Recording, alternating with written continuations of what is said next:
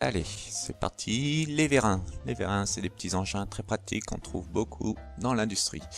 Présentation, les vérins transforment l'énergie d'un fluide, sous pression, en énergie mécanique. Ils peuvent soulever, pousser, tirer, serrer et puis faire plein d'autres choses encore.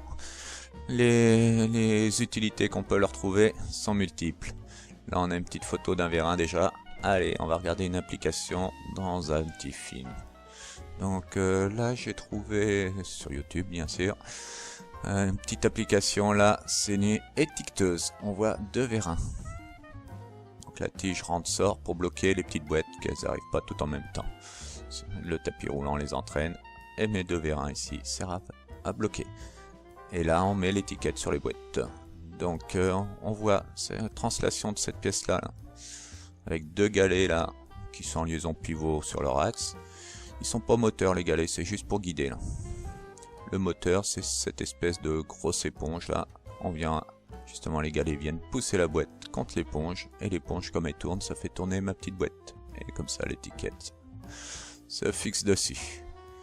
Et là, ben les vérins, on va les voir peut-être. Voilà, un petit vérin ici qui me pousse mes deux galets. Et on a un vérin aussi en hauteur là, pour bien fixer, plaquer la boîte à la bonne hauteur, qu'elle sorte pas de son logement. Donc petite application, jolie petite machine, étiqueteuse automatique. Allez, on va peut-être aller voir la suite. Les vérins, donc on les classe suivant la nature du fluide utilisé. On a les vérins pneumatiques qui utilisent l'air comprimé 2 à 10 bars en usage courant.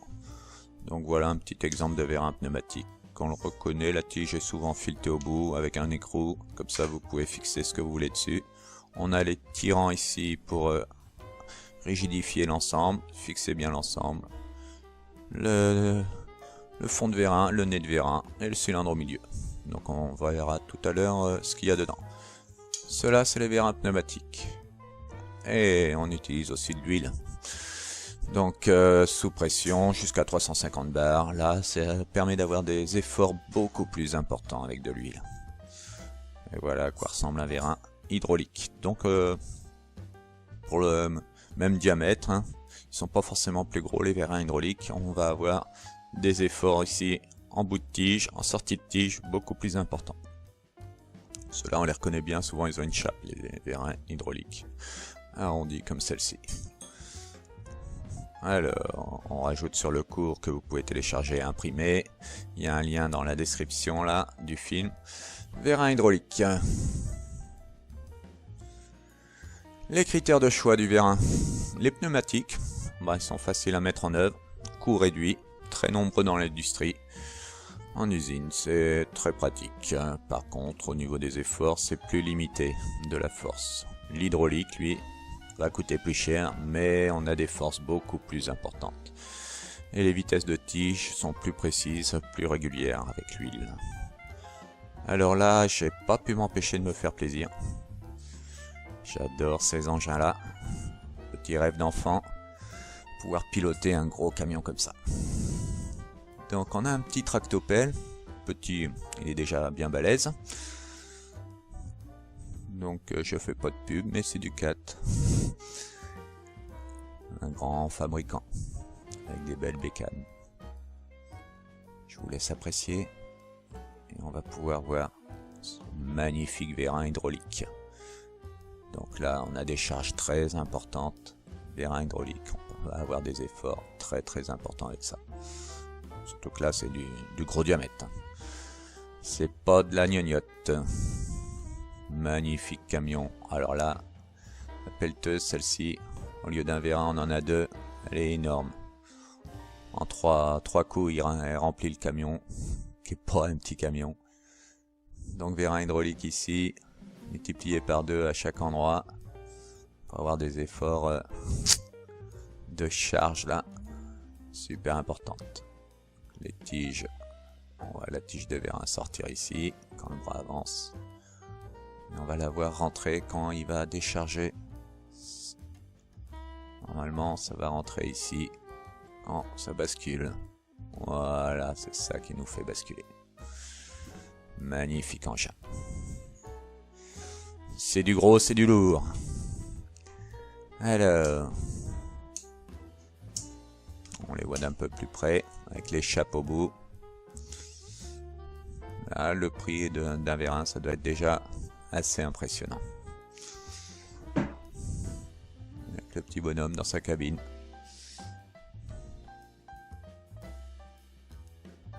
À pression.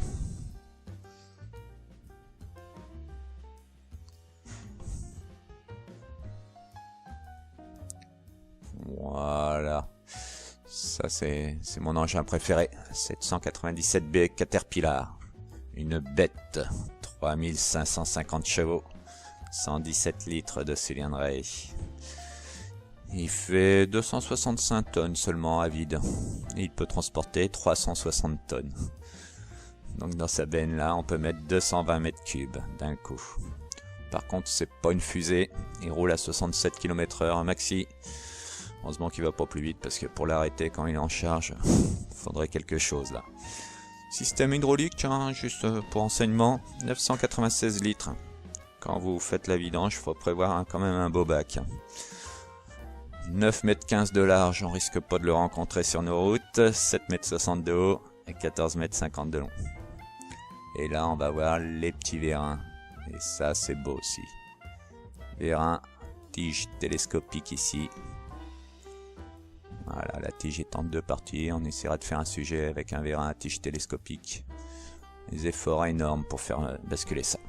Cocorico, les pneus sont français, c'est du Michelin. Gonflé à 6 barres et demi, 1,50 m de large, 4 m de diamètre. 30 000 € le pneu. On va essayer de pas faire de dérapage. Et là j'aurais pu couper, mais un petit plaisir. Donc, le petit frère qui est déjà énorme est dans la gamme. Ils ont des belles bestioles. C'est pas beau ça?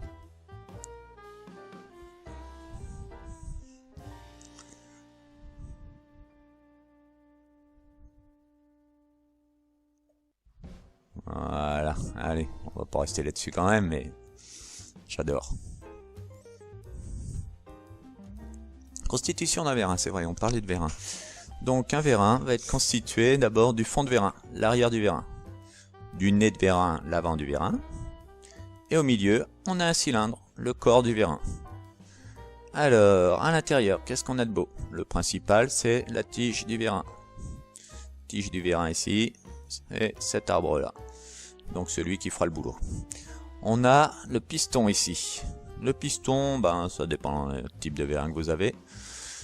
Donc on peut avoir une bague porteuse au milieu. C'est lui qui frottera sur le cylindre. On va avoir toujours de toute façon des joints, deux joints de piston. Donc parce que si je mets de la pression par ici et que l'air passe à côté du piston pour aller dans l'autre chambre, la tige va pas sortir.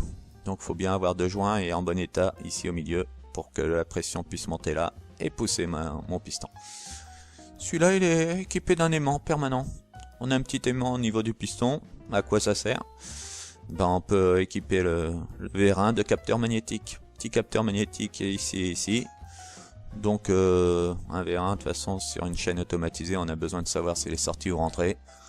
Et ben l'aimant signale au capteur ici, déclenche le capteur quand il arrive devant et signale si la tige est rentrée ou sortie.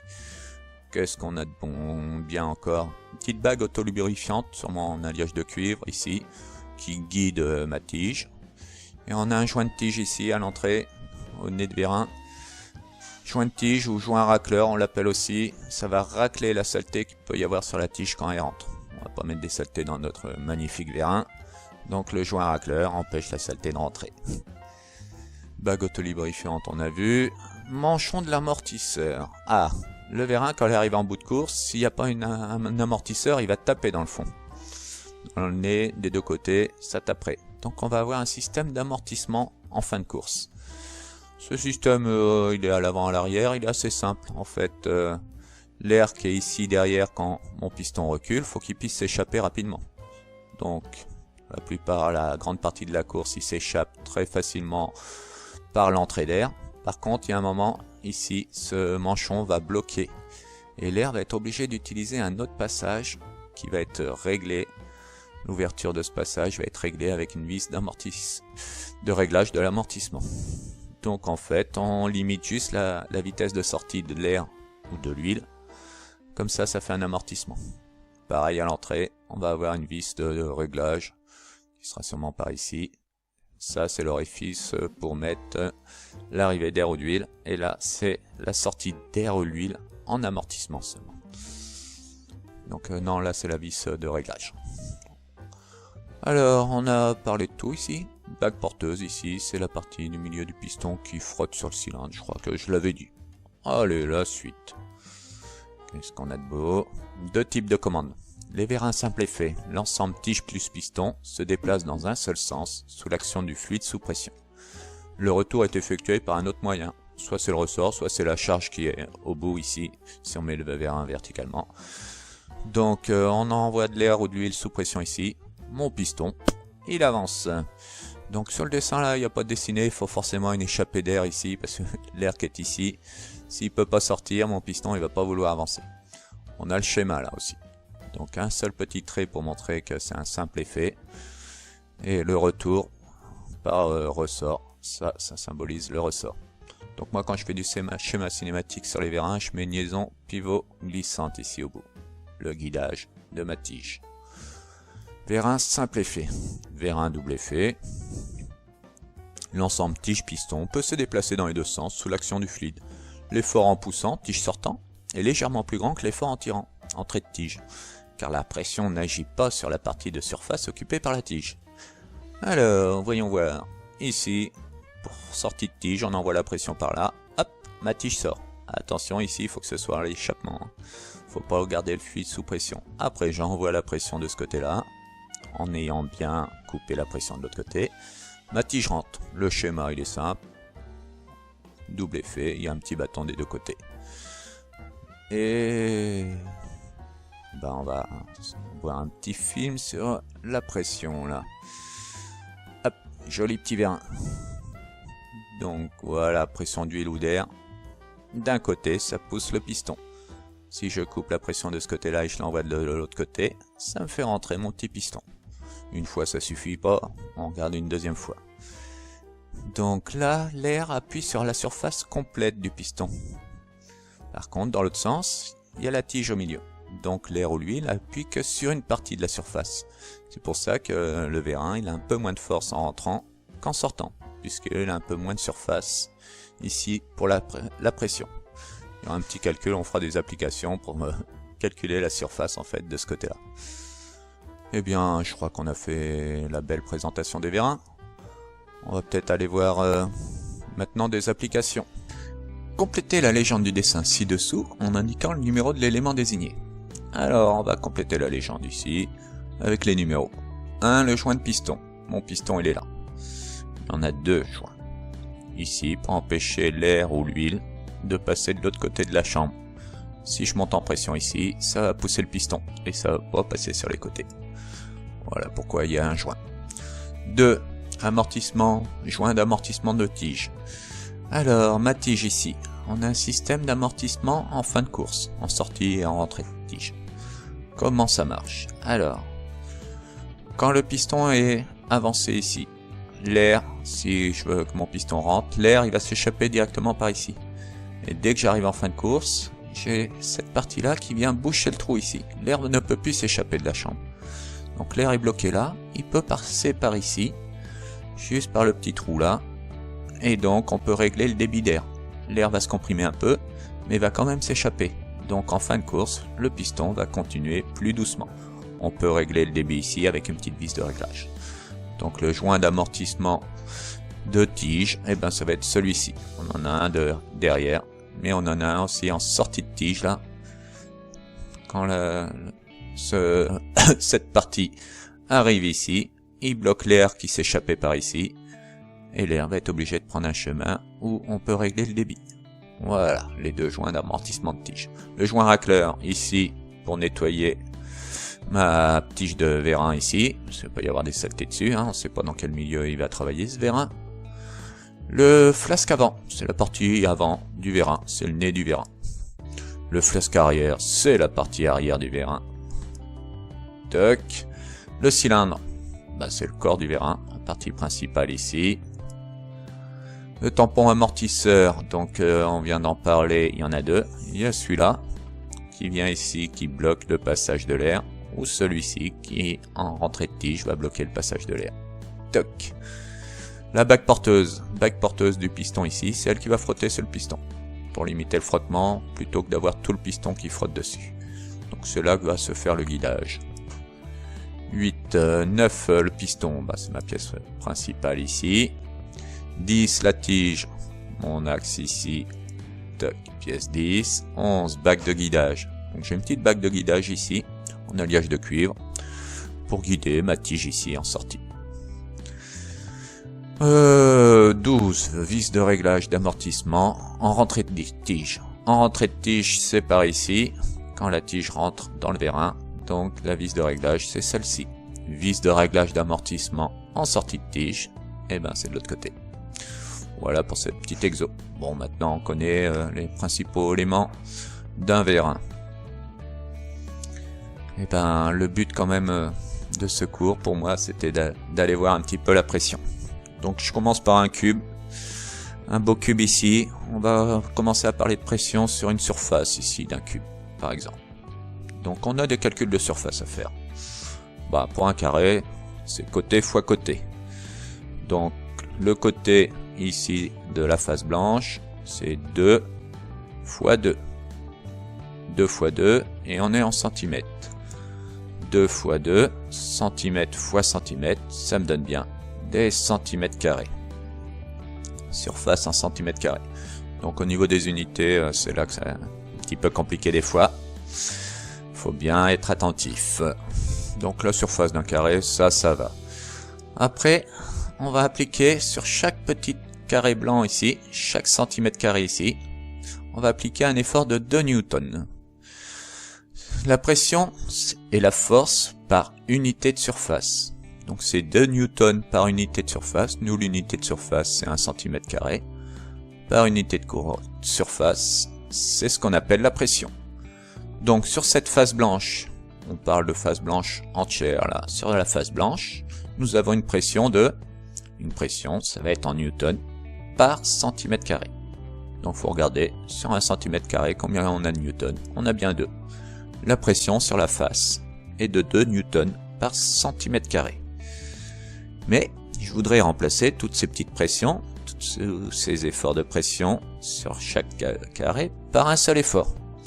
J'aimerais bien savoir quel sera l'effort ici, si je veux les remplacer tous par un gros. Et ben, par un seul équivalent au milieu de la face, donner sa valeur. Donc l'effort, la force, ça va être chaque effort multiplié par le nombre de carrés. Donc 2, 2, 2, 2, on a 4 carrés, 2 fois 4, ça fait environ 8. Et la force, son unité, c'est les newtons. Donc j'avais bien 2, plus 2, plus 2, plus 2, on a bien 8 newtons. Si je veux remplacer ces petits efforts de pression par une force unique. Et ben c'est intéressant ça. Maintenant on va mettre ça sous forme de formule.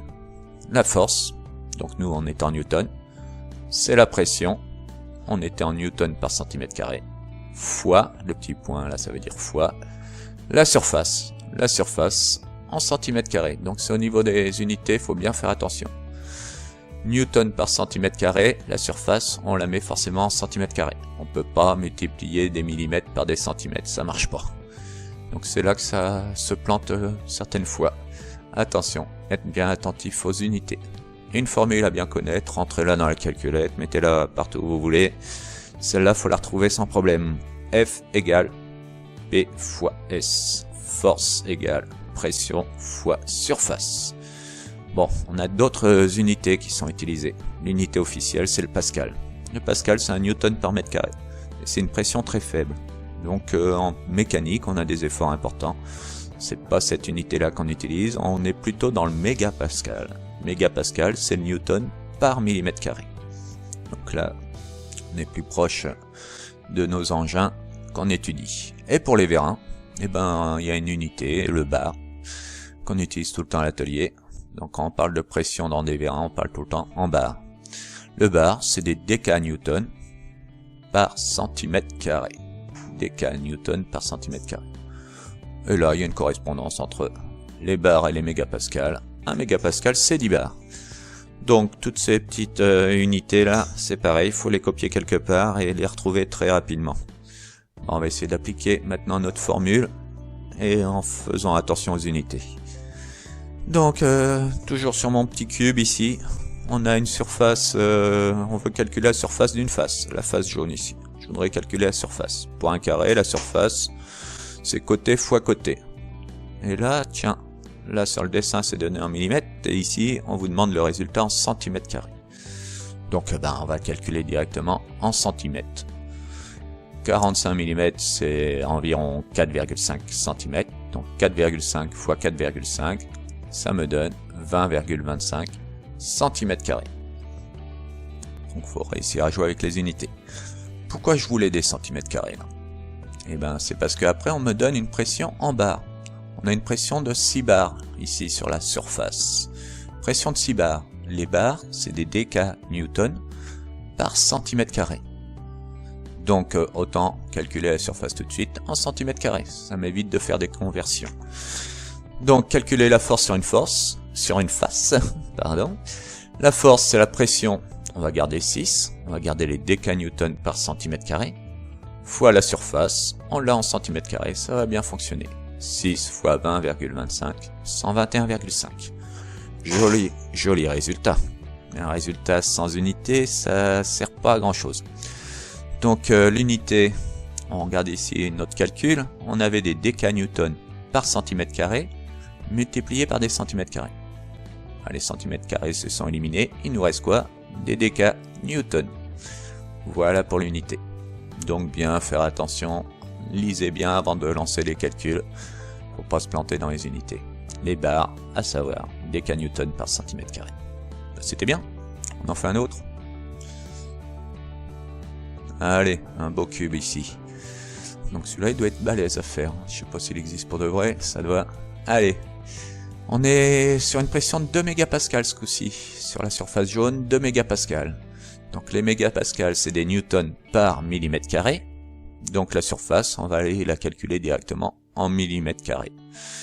Donc 7 cm ça fait environ 70 mm. Côté fois côté égale 4900 mm². La pression, 2 mégapascales, newton par millimètre carré. Calculer la force sur une face. La force F égale P, la pression, on la laisse en mégapascales, 2, fois S la surface en millimètres carrés. Ça va bien marcher. 2 fois 4900, 9800. Pareil, le résultat, il n'y a pas d'unité. On avait des newtons par millimètre carré multipliés par des millimètres carrés. Il nous reste des newtons. Ça y est, ça commence à rentrer. Donc maintenant, un vrai vérin. Avec une pression de 100 bars. On est en sortie de tige. On va vouloir calculer la force qu'aura ma tige de vérin. Ici on est à l'échappement, l'air peut s'échapper sans problème. Et c'est un vérin hydraulique, admission d'huile, on parle d'huile. Donc la pression ici sur notre vérin, on aura 100 bars. Les bars c'est des décanewtons par centimètre carré. On va vouloir remplacer cette pression par une force F, qui sera égale à pression fois surface. Donc on va commencer par calculer la surface de ce vérin, de ce piston. On veut calculer la surface du piston ici sur lequel va appuyer notre huile. Calcule la surface pour un diamètre de 50 mm. Donc la pression elle est donnée en bar, en décanewtons par centimètre carré. On va calculer nous la surface en centimètres carrés. Donc la surface d'un cercle. La surface d'un cercle c'est pi R2. Pi fois le rayon au carré. Le rayon, donc on a un diamètre 50. On a un rayon donc de 25 mm. Mais on le veut en centimètres, donc ça fait un rayon de 2,5 cm. La surface c'est pi fois 2,5 au carré. Pi fois 2,5 au carré, pi 2,5 au carré. On obtient 19,63 cm². Donc j'ai ma surface dans la bonne unité.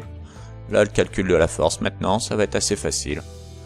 La force, c'est la pression fois la surface. La pression 100 décanewtons par centimètre carré fois la surface 19,63 cm².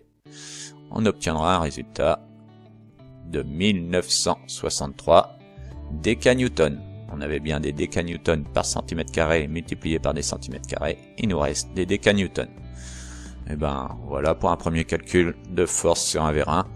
À la sortie de TJC, mon vérin aura une poussée de 1963 décanewtons. Merci et à bientôt.